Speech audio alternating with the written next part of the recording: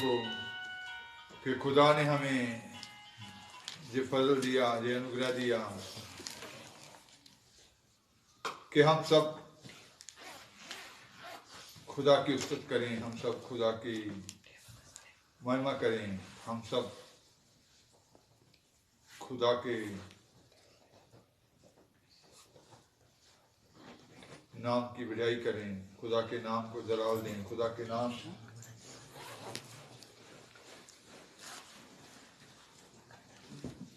की तारीफ करें। तो हम परमेश्वर के वचन से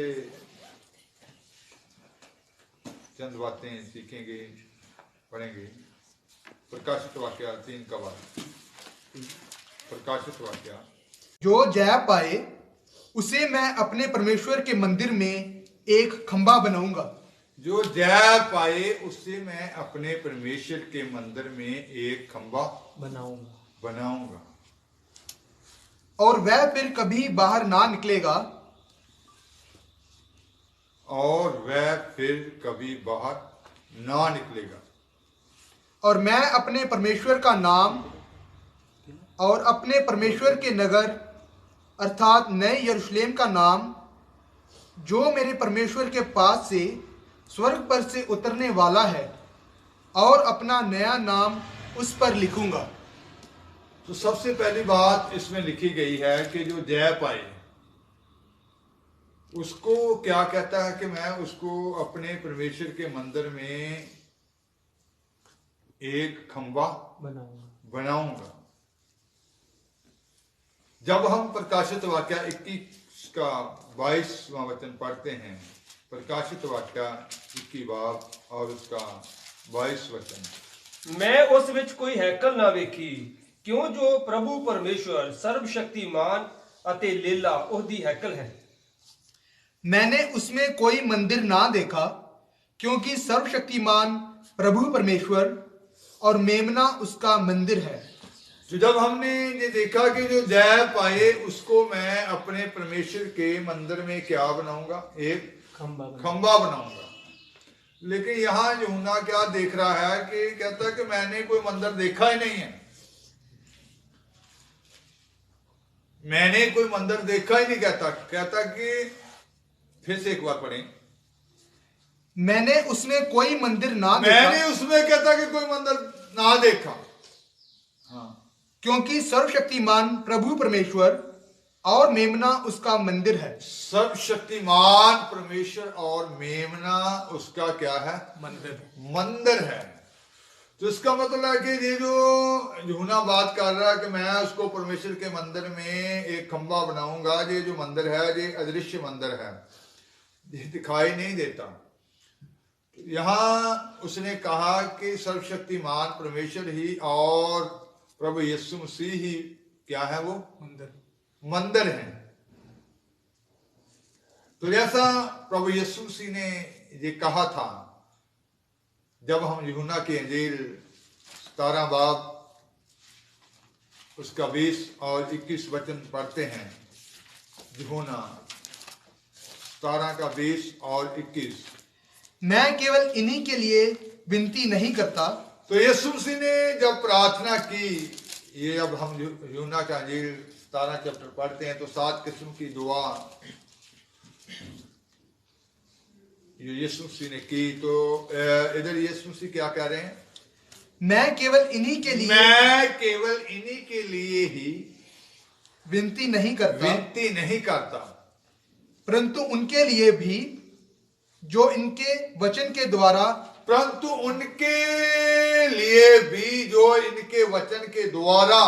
मुझ पर विश्वास करेंगे, कि वे सब एक हों, जैसा तू हे पिता मुझ में है और मैं तुझ में हूं, वैसे ही वे भी हम में हों, जिससे संसार विश्वास करे कि तू ही ने मुझे भेजा है।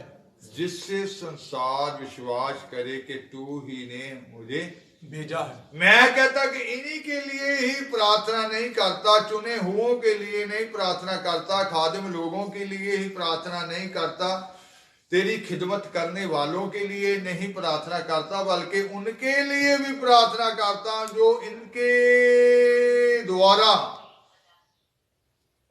इनके वचन के द्वारा, जो इनके कलाम के द्वारा, जो इनके द्वारा मुझ पे विश्वास लाएंगे, खुदा के नाम पे विश्वास लाएंगे, इस वचन पर विश्वास लाएंगे, उनके लिए भी कहता दुआ करता हूं।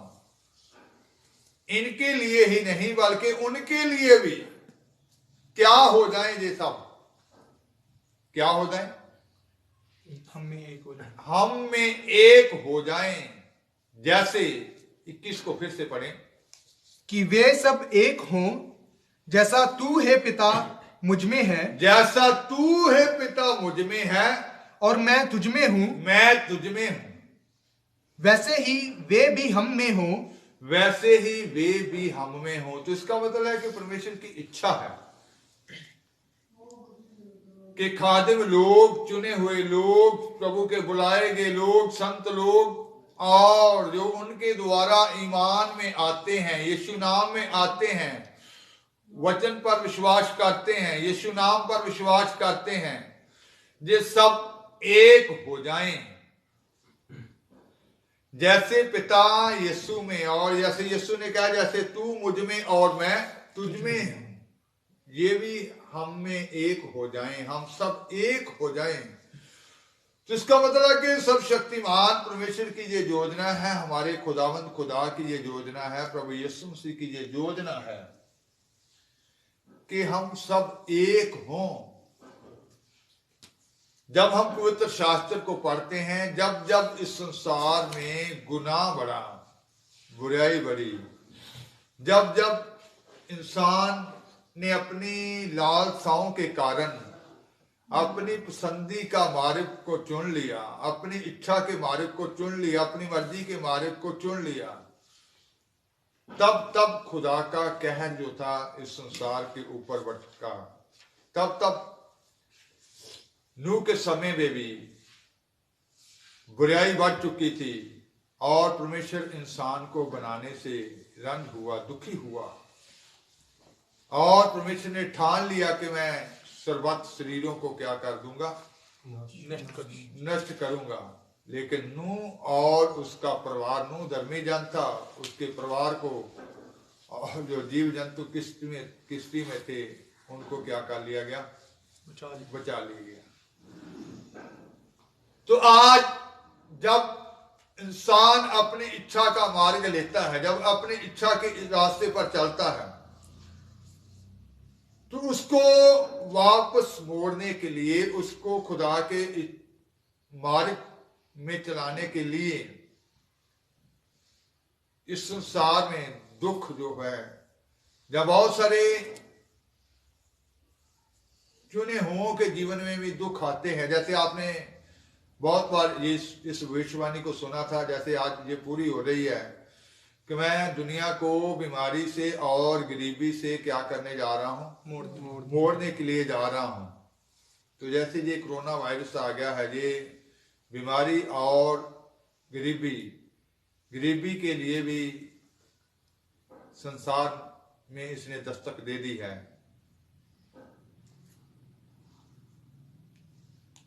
तो खुदा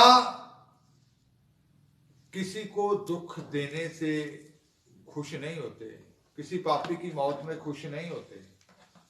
खुदा की योजना है कि ये सब, जैसे यीशु मसीह ने कहा कि जैसे पिता तू मुझ में है मैं तुझ में हूं, वैसे ये भी हम में क्या हो जाए, एक हो जाए। एक होने के लिए ही हमें उस पाप के रास्ते से, उस अपनी इच्छाओं के रास्ते से अलग अलग तरीकों से इंसान को सचेत किया जाता है कि वो अपने अपने मार्गों से लौट आए। खुदा ने इस काम के लिए 5 किस्म के खादम चुने थे। उसने कुछ को प्रेरित कहा और कुछ को भविष्यवक्ता कहा और कुछ को पासबान, प्रचारक और उस्ताद करके कहा। ये इस संसार में दे दिया ताकि के द्वारा सेवकाई के काम के लिए संत क्या हो जाएं, सिद्ध हो जाएं, ताकि प्रभु की देही क्या होती जाए, उसरती जाए। और प्रभु की देही उसरने के लिए इन खादमों की आज संसार को जरूरत है।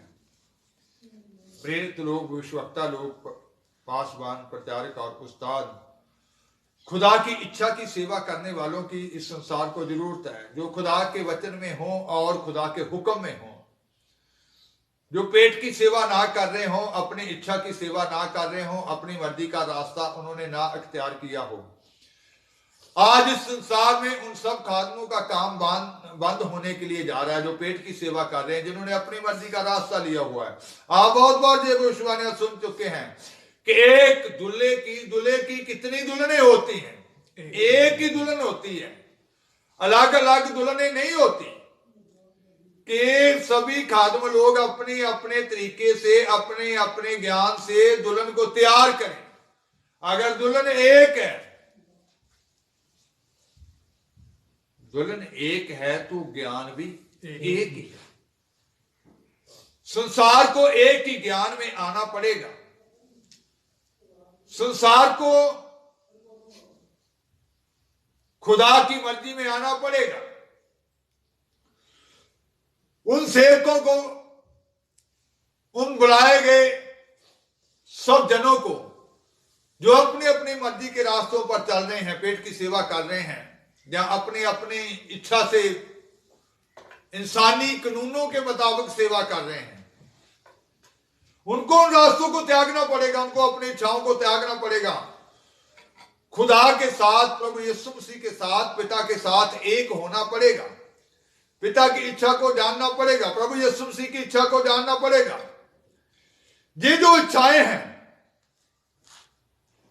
खुदा ने, संत पौलुस ने कहा, जब हम अफिसियों 3:5 में पढ़ते हैं, ये जो वेद की बातें हैं,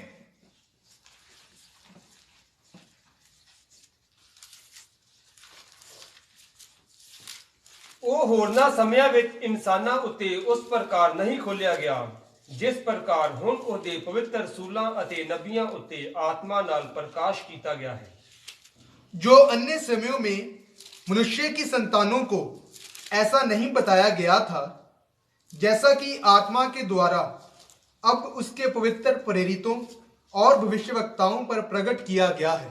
तो वो जो भेद हैं वो पवित्र प्रेरितों और भविष्यवक्ताओं के ऊपर क्या किए जाते हैं?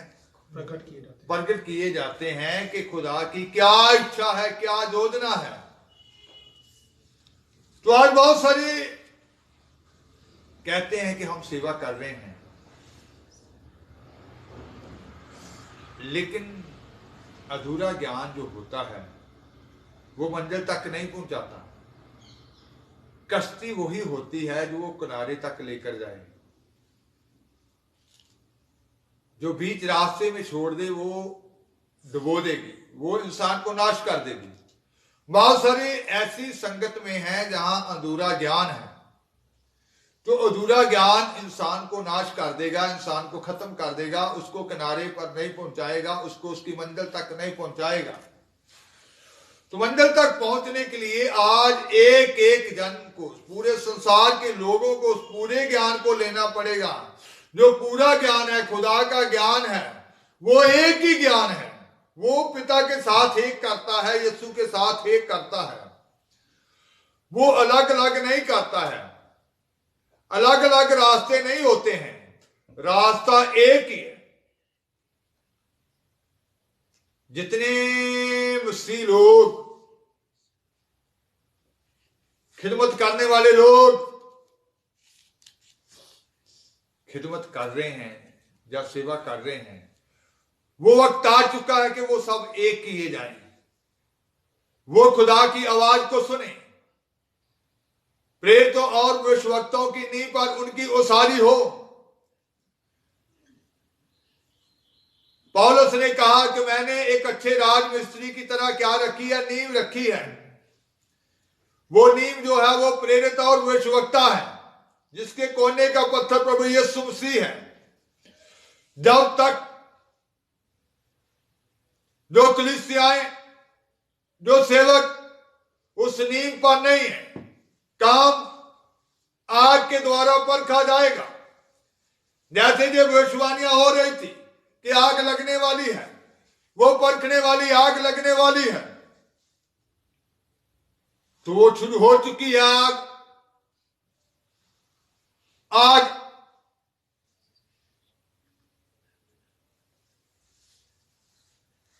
आग संसार में दो कामों के लिए यूज की जाती है। वेस्टिंग को जलाने के लिए और कुछ वस्तुओं को जलते रहने के लिए।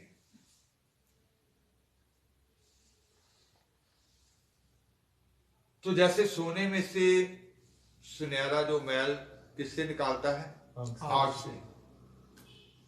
तो अब पूरे संसार के जितने प्रभु के नाम पर विश्वास करते हैं और जो उसके नाम में आएंगे, उनके अंदर की मैल जो है वो आग के द्वारा निकाली जाएगी। अगर अपने आप प्रभु के लोग ढूंढेंगे, खोज करेंगे कि सत्य क्या है, क्योंकि यीशु मसीह ने कहा था कि सत्य को जानेंगे, सत्य क्या तुम्हें करेगा? स्वतंत्र करेगा, वो आजाद करेगा।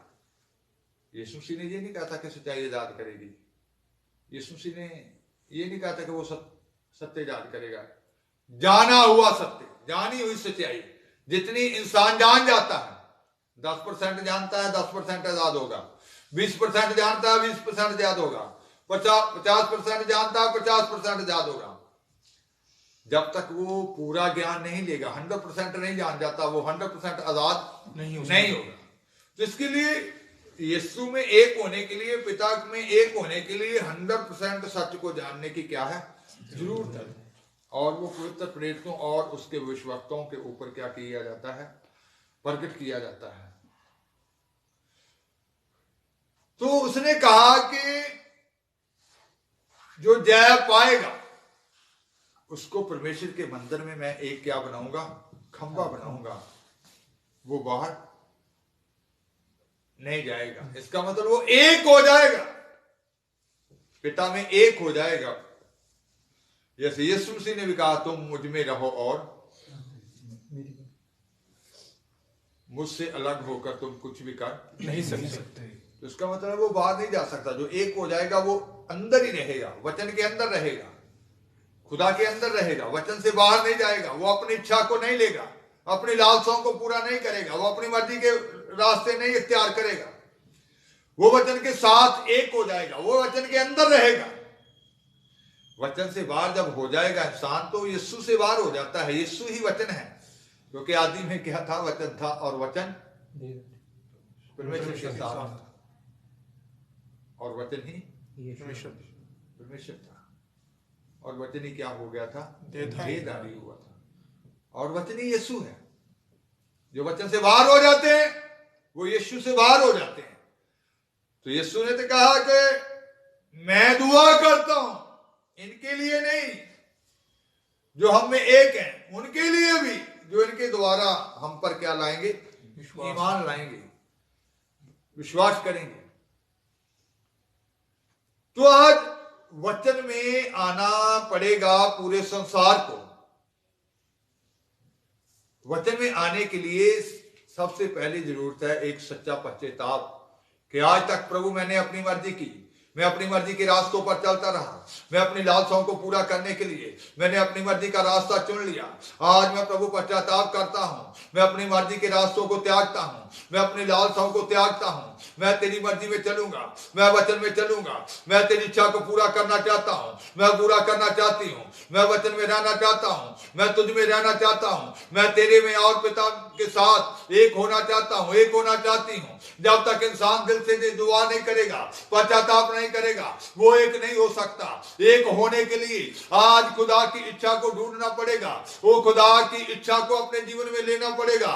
वो ढूंढने वाले जो हैं, वो जो खोज करते हैं, जो सत्य की खोज करते हैं, जो पूरा बनना चाहते हैं, वो जरूर उस पूरे ज्ञान को खोज लेंगे, वो पूरे ज्ञान को प्राप्त करेंगे और अधूरे ज्ञान से निकल आएंगे। आएंगे, अधूरे ज्ञान की कलीसियाओं को छोड़ देंगे, वो निकल आएंगे और वो पूरे ज्ञान में प्रवेश करेंगे। आज सबको वो जरूरत है कि यीशु के साथ एक हो जाए, पिता के साथ एक हो जाए, क्योंकि यीशु आज भी हमारे लिए उन सब के लिए दुआ कर रहे हैं। वो कह रहे हैं कि आए पिता, मैं इन सब के लिए दुआ करता हूं, जे एक हो जाए, जे एक हो जाए, जे एक हो जाए।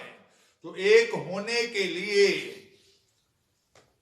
आज हमें वो फतेहमंद जीवन व्यतीत करना होगा, क्योंकि उसने कहा कि जो जय पाएगा, जो फतेहमंद होगा, क्योंकि शैतान नहीं कभी चाहेगा और वो अधूरा ज्ञान इंसान के आगे फेंक देगा, वो उनको गलत मार्गों पे चलाने की कोशिश करेगा, वो कभी नहीं चाहेगा कि एक हो। इसलिए उसने कहा कि जो जयवंत होगा, जो फतह पाएगा, जो जय पाएगा, उसको मैं क्या करूंगा, अपने परमेश्वर के मंदिर में एक खंबा बना दूंगा।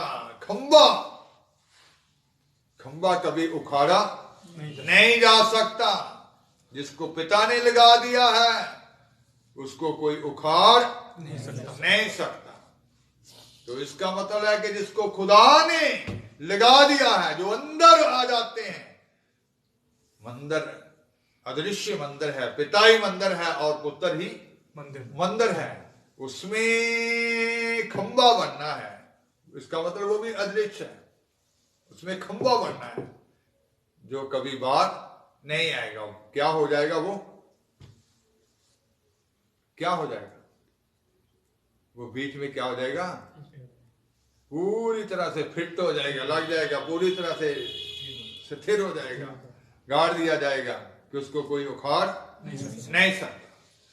इसका मतलब है कि आज पूरे संसार को अपनी अपनी इच्छाओं को त्यागने के लिए पश्चाताप करना पड़ेगा और पवित्र आत्मा से गाइडेंस प्राप्त करने पड़ेगी। क्या है पवित्र आत्मा, मुझे बता, मुझे गाइड कर, मैं तेरी इच्छा को समझ सकूं। पवित्र आत्मा मुझे सिखा, मुझे उस पूरे ज्ञान में लेके जा, ऐसे खात्मों की संगत में लेके जा जहां मुझे पूरा ज्ञान प्राप्त हो। मैं अधूरे ज्ञान से निकलना चाहता हूं, निकलना चाहती हूं। ऐसे खादम लोगों की संगत में मुझे लेके जा जहां मुझे पूरा ज्ञान प्राप्त हो सके, जहां मैं सिद्ध हो सकूं, मुझ में कोई भी दाग और जुड़ी ना रह सके। वो संत लोग जो तूने प्रेरित भविष्यवक्ता, पासवान, प्रचारक, उस्ताद करके दिए हैं, मुझ में से एक एक जुड़ी दाग को उस ज्ञान से, उस प्रकाश से निकाल सकें। वो मुझ में एक एक जुड़ी दाग को देख सकें, वो भविष्यवक्ता दूर तक देख सकें, मेरे अंदर कोई मैल तो नहीं, उसको देख सकें और मुझे बता सकें, मुझे पूरा सच बता सकें। मैं पूरा सच में चलना चाहता हूं, चलना चाहती हूं और मुझे पूरा सच बताने वालों के पास लेके जा। मुझे अधूरे ज्ञान से और निकाल ले। मैं झूठ में नहीं चलना चाहता, मैं ईर्ष्या में नहीं चलना चाहता, चलना चाहती, मैं नफरत में नहीं चलना चाहता, चलना चाहती, मैं एक दूसरे पर दोष लगाने वाला नहीं बनना चाहता, बनना चाहती, मैं दूसरों की तरफ नहीं देखने वाला बनना चाहता, बनना चाहती। आज मैं तेरे साथ एक होना चाहता हूं, होना चाहती हूं। ओ मुझे ऐसे ज्ञान, मुझे ऐसे ज्ञान में लेके चल। मेरी समझ को खोल, मेरी बंद आंखों को खोल, मेरी बुद्ध को जो दुष्ट ने अंधा कर दिया है, उसने अपने हाथ से मेरी समझ को जो पकड़ लिया है, क्योंकि लिखा क्या है कि उसने बेपतीतों की बुद्धि को क्या कर दिया है, अंधा कर दिया है।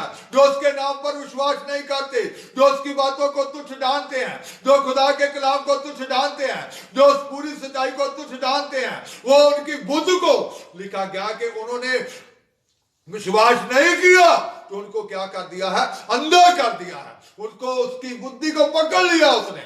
जब तक उनकी बुद्धि उससे आजाद नहीं होगी, उनकी समझ में नहीं आएगा, उसको उनको दुआ करनी पड़ेगी कि खुदा मुझे शैतान से आजाद कर, मेरी बुद्धि को आजाद कर, मैं तेरी बातों को समझ सकूं, मैं उन गहरे वेदों को समझ सकूं, उन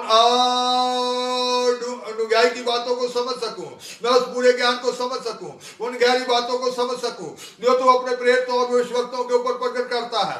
और आज वो बातें मेरे ऊपर भी प्रकट होने के लिए मुझे ऐसे प्रेरित चाहिए, मुझे ऐसे भविष्यवक्ता चाहिए जो मुझे पूरी सच्चाई बता सकें, जो मुझे उस सिय्योन के मार्ग पे चला सके, क्योंकि लिखा गया है कि धन्य ही है वह मनुष्य जिसको सियोन के मार्गों की क्या है, सुधि है। तो सियोन के मार्गों की सुधि तभी आएगी जब उनको सही संगत मिलेगी, सही संत मिलेंगे, सही ज्ञान मिलेगा। अपनी इच्छा से वो चलते रहेंगे। दुआ करना काफी नहीं है, दान स्वान देना काफी नहीं है, रोजा रखना काफी नहीं है। जब इंसान पवित्र आत्मा प्राप्त करता है तो भक्ति की पहली क्लास शुरू हो जाती है। तो इसका मतलब है कि अभी तो बहुत आगे स्टडी करनी है, आगे बढ़ना है। तो इसके लिए केवल यही नहीं है कि हमें दुआ करनी आती है, हम घर में दुआ करते हैं, हमें वचन पढ़ना आ गया है, यही नहीं है। एक एक बात को सीखना पड़ेगा कि कैसे हम सिद्ध हो सकते हैं, कैसे हम कामिल हो सकते हैं, और जो जय पाएंगे और उसके नाम में, उसके वचन में बने रहेंगे, वो उसके अंदर एक, उस मंदिर में क्या बन जाएंगे, खंबा बन जाएंगे, जिसको कोई भी हिला नहीं सकता। वो खंबा बाहर नहीं आएगा, वो वचन से बाहर नहीं आएगा, वो हुक्म से बाहर नहीं आएगा, वो अंदर रहेगा, हुक्म के अंदर रहेगा। आदम जब तक हुक्म में था, उसको खाने की चिंता नहीं थी, उसको पहनने की चिंता नहीं थी, गम उसको सताते नहीं थे, चिंताएं उसके जीवन में नहीं थी। जब हुक्म से बाहर हो गया, वचन से बाहर आ गया, जब वो हुक्म से बाहर आ गया, जब गम, चिंताएं, परेशानियों ने उसे क्या कर लिया, घेर लिया। क्योंकि कहा गया कि तू जीवन भर दुख के साथ ही क्या करेगा, खाएगा। इसलिए कि तू वचन से बाहर हो गया है, तू हुक्म से क्या हो गया है, बाहर हो गया है। तू उस वचन के अंदर नहीं रहा, तू उस हुक्म के अंदर नहीं रहा। तो आज एक एक जन को, खादिम लोगों को भी वचन के अंदर रहना होगा। वचन से बाहर कुछ नहीं है, वचन से बाहर होकर कुछ नहीं कर सकता कोई। ये वक्त आ चुका है कि पूरे संसार में सब वचन के अंदर किए जाएं। तो आज एक एक को अपने अंदर के गुनाह को जांचना होगा कि खुदा मुझे सिखा, मुझे समझ दे कि मेरे अंदर कोई गुनाह तो नहीं है, कोई छुपा हुआ गुनाह तो नहीं है। मैं एक होना चाहता हूं, मैं एक होना चाहती हूं। और फिर क्या कहा था उसने, प्रकाशित वाक्य 3:12 को फिर से पढ़ेंगे।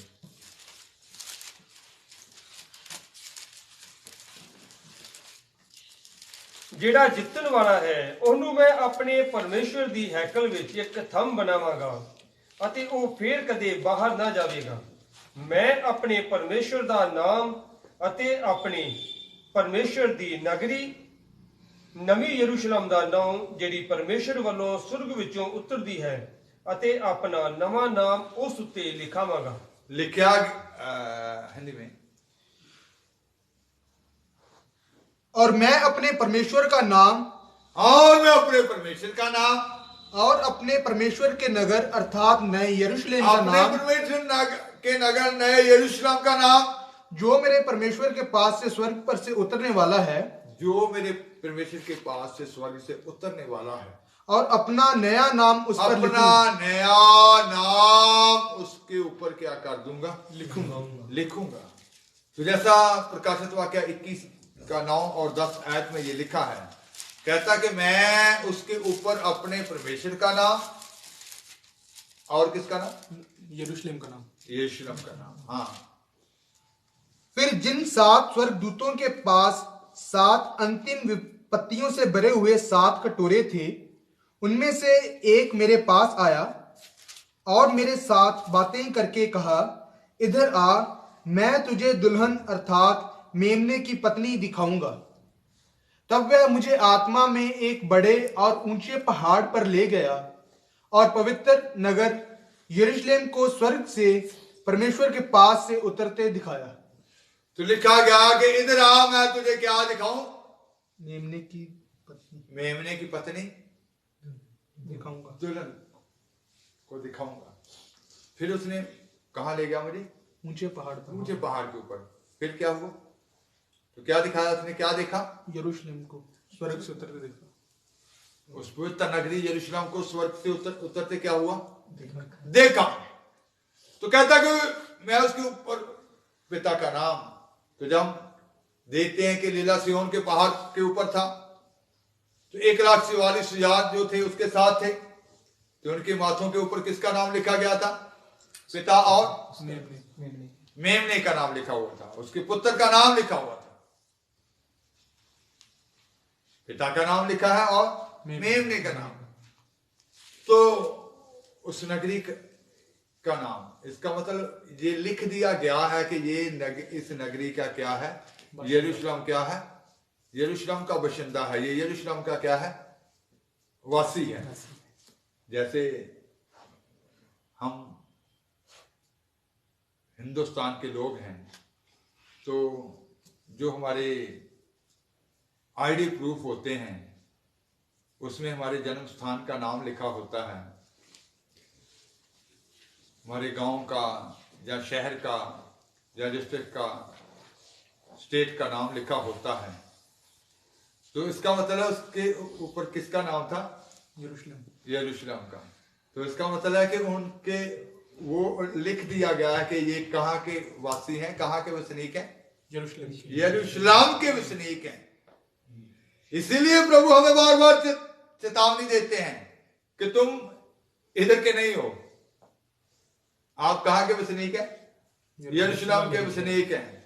आपको इधर की बातों की ओर ध्यान नहीं देना है, आपने अपने उस नगरी की बातों की ओर ध्यान देना है। आपने एक होना है, पुत्र के साथ और पिता के साथ एक होना है। फिर उसके लिए कहा गया कि मैं उसको एक नया नाम, क्या कहा गया?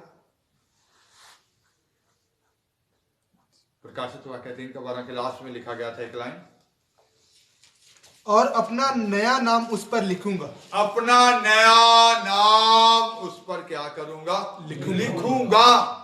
फिलिप्पियों 2:8 और 9 जब हम पढ़ते हैं,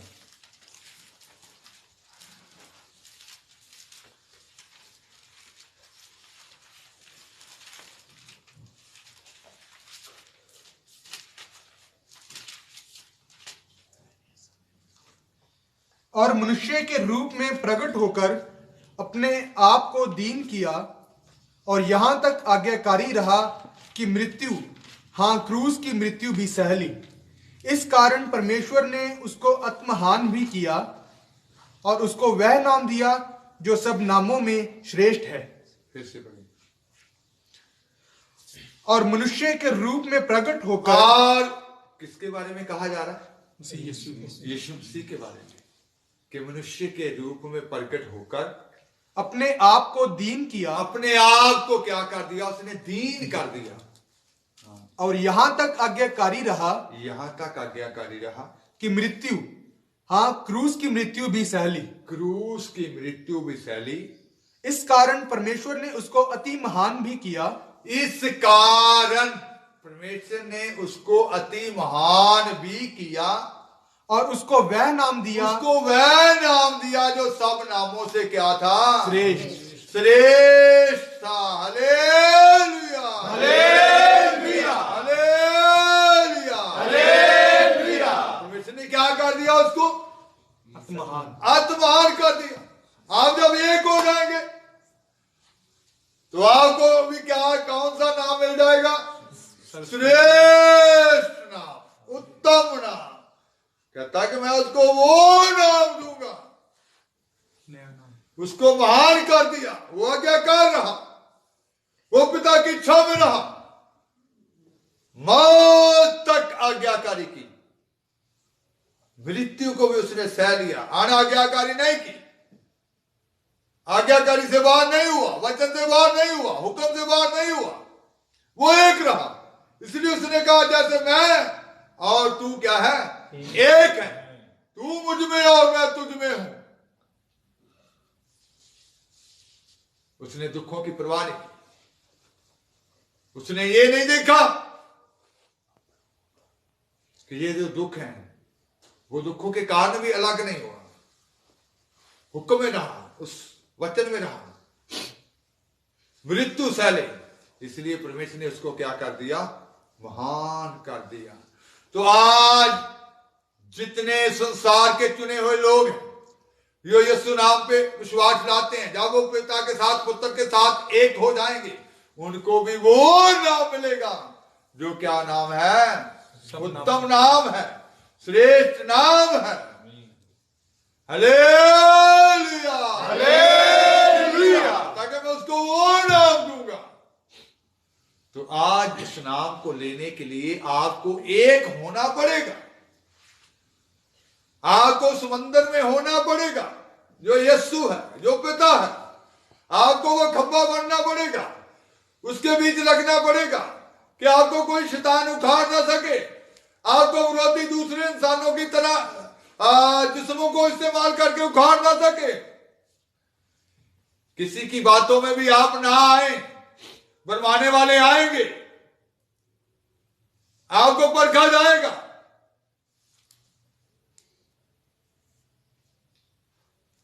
एक नबी को दूसरे नबी के द्वारा परखा गया, उसको कहा गया कि उधर खाना नहीं खाना, उधर रुकना नहीं है।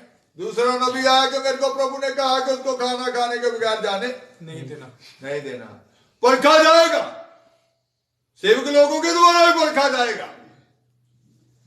आपने वो देखना कि आपको खुदा ने क्या कहा है, कहां लगाया है, आप हुक्म में हैं, वचन में हैं या नहीं। जो पहले बात की थी खुदा ने उसी में है, जहां बुलवाए गए हैं।